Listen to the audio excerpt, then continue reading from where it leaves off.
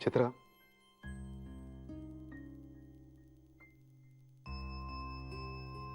कशी आहेस? बरी आहे आदित्य. माझ्या आणि मनोजमुळे तुम्हाला जो काही त्रास सहन करायला लागतोय ना, त्याची लाज वाटायला लागली रे मला आता. हे सगळंच आता खूप अवघड होऊन बसलंय रे. भीती वाटते मला या सगळ्याची. हे बघ, आता कसलाही विचार करू नकोस. तुझी तब्येत सुधारण्याकडे लक्ष दे. स्वतःची काळजी घे, वेळेवर औषधं घे. मी माईला सांगतो ती तुला गरम गरम सूप करून दे.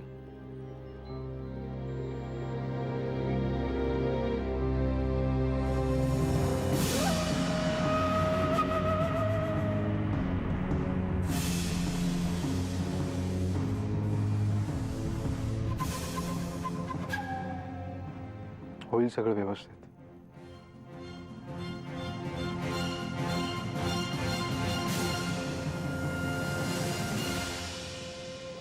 जय हो, जय हो. कशा आहेत ह्या? काय म्हणता? बरी आहे. तुम्ही बऱ्या नाही आहात हो. बघा किती वाळलायत त्या, बघा ना.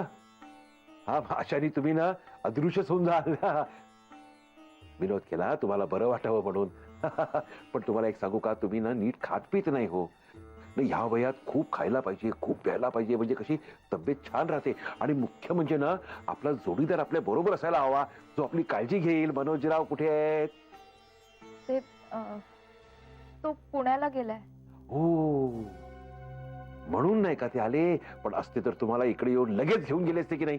हा, पण काळजी करू नका. मी ना बाबाजींच्या चरणी प्रार्थना करतो. बाबाजी, मनोजराव इथे लवकरात लवकर येऊ द्यात आणि पटकन यांना इकडून नाहीसं करू द्यात. म्हणजे इकडून ह्यांना पटकन घेऊन जाऊ द्यात. जय हो बाबाजी, लक्ष असू द्या. या मनोजराव आणि या चित्राबाईंच्या जोडीवर लक्ष असू द्या. सतत एकत्र राहू द्या त्यांच्या घरात. जय हो, जय हो.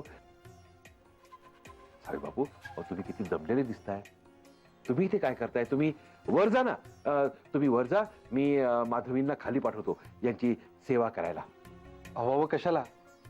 तुम्ही व्यवस्थित सेट झालात वरती, ते कशाला डिस्टर्ब करता? मी झोपतो ना बाहेर, नो प्रॉब्लेम. मी आवरतो.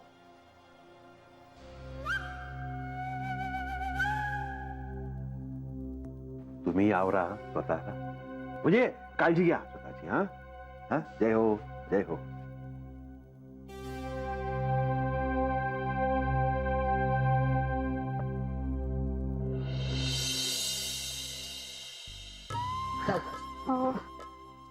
सॉरी ताई, आज मला काहीच करायला जमलं नाही. पण उद्यापासून मात्र मी तुमच्या दिमतीला असेल. अगं असू दे ग, तू चित्राला अटेंड करत होतीस ना, म्हणून नाही जमलं तुला. पण ओके, आपण ही कसर भरून काढूया सगळी. हो हो, खरंच. मला तुम्ही सांगा काय काय करायचंय, मी करेन. ऍक्च्युली ना, मला अमितने इतक्या छान छान आयडियाज दिल्यात. आपला स्टॉल ह्यावेळी ना सगळ्यात जास्त उठून दिसणार आहे. आणि मला असं वाटतं की सेल्स पण वाढणार आहे अमितच्या आयडियामुळे. ते त्याचं फील्डच आहे, तो आयडिया देणारच. पण दादा नक्की काय सांगितलंयस त्यांना, याची उत्सुकता आहे मला. सांग ना.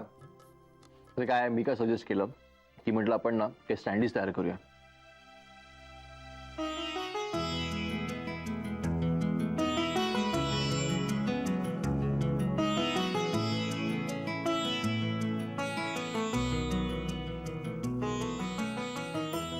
सही आहे बॉस.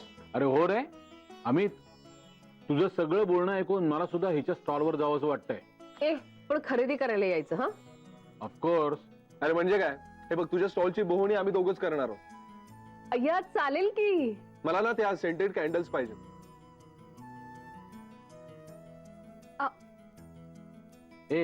पण तू मला आठवण कर, नाहीतर अर्शू आल्यावर तिच्या ट्रेसच्या नादामध्ये मला काही सुचणार नाही आणि काही दिसणार नाही. खरंय बाबा. पण अर्चुताई नाहीये तर फार सुन सुन वाटतंय बाबा. हो ग, सगळ्यात जास्त त्रास आम्हाला होतोय. काय रे? हो ना यार, दंगामस्ती करायला कोणीच नाही.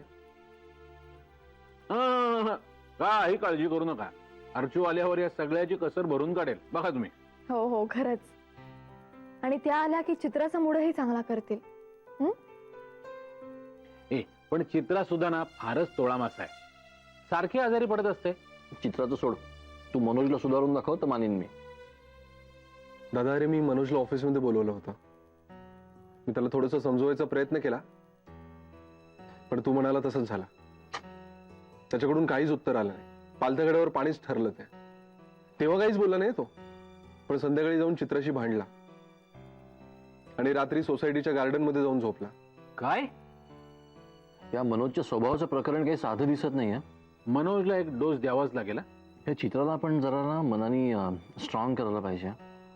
आदित्य, तू तिला सांग, म्हणाव आम्ही सगळे तुझ्या पाठीशी आहोत. पण मनोजचं प्रेमही आहे चित्रावर, आणि प्रत्येक वेळी चूक समजली की अगदी खऱ्या मनानं सॉरी म्हणतो तो. यावेळी तसंच होईल. होऊ दे, तसंच होऊ दे, आणि तसंच होणार. मिया बीबी राजी असल्याशी मतलब नाही का?